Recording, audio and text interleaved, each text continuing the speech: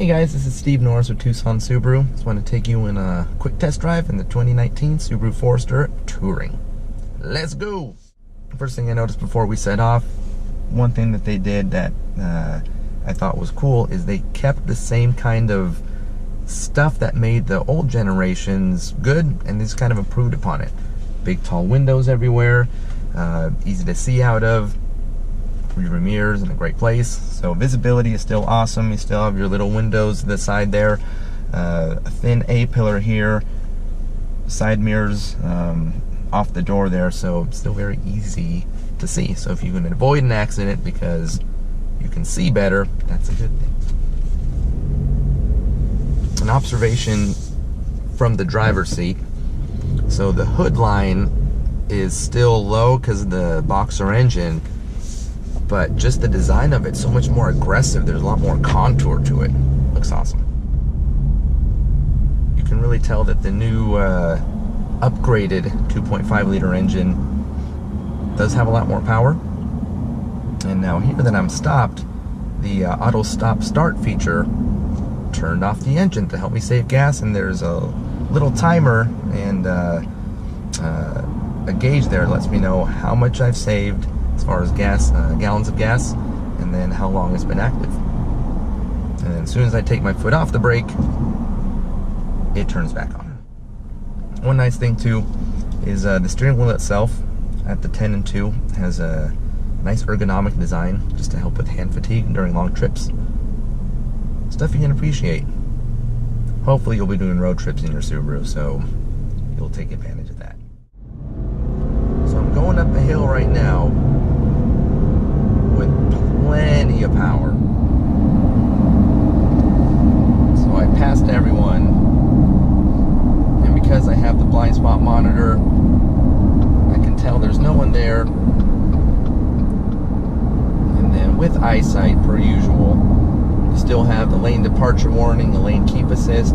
So if I start to drift into the other lane, it beeped at me and it nudged me back into the lane.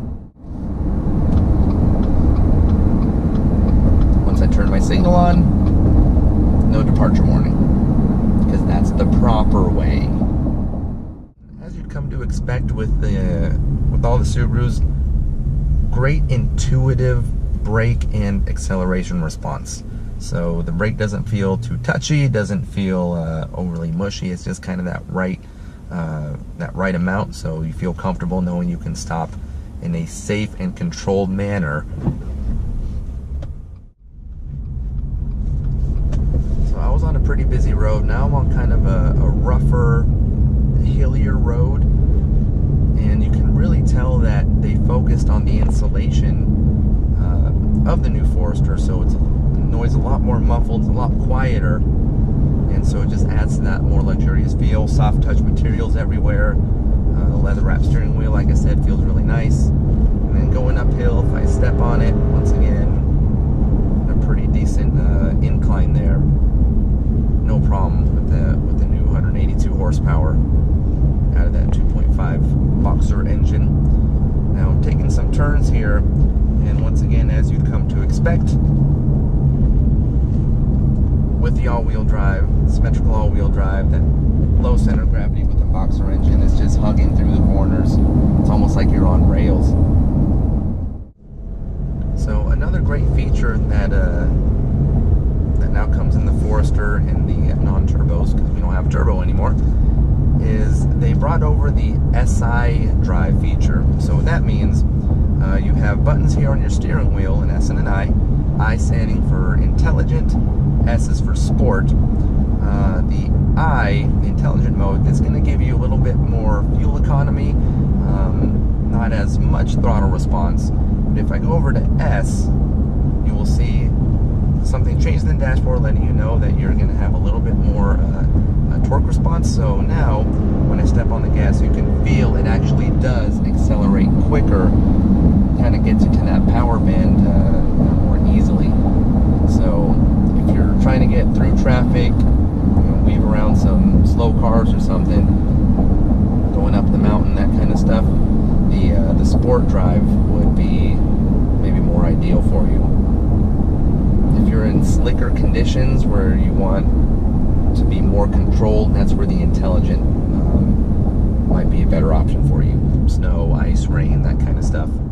Have adjusted in these new 2019s is the air conditioner. So they have really big vents now in the front.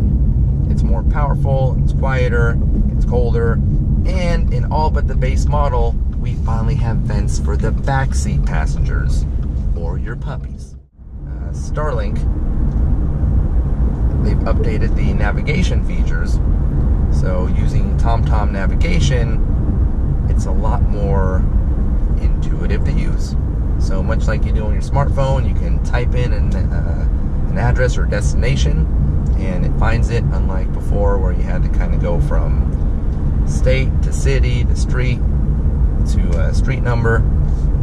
You can just type stuff in. A lot easier to use that way.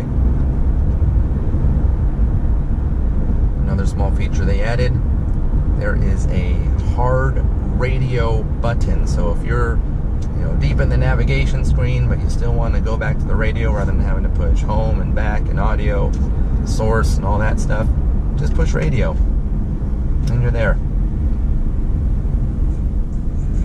Once again, it's a lot more responsive, so it's quicker, there's no lag. Whenever you change the radio station, it does it really quick.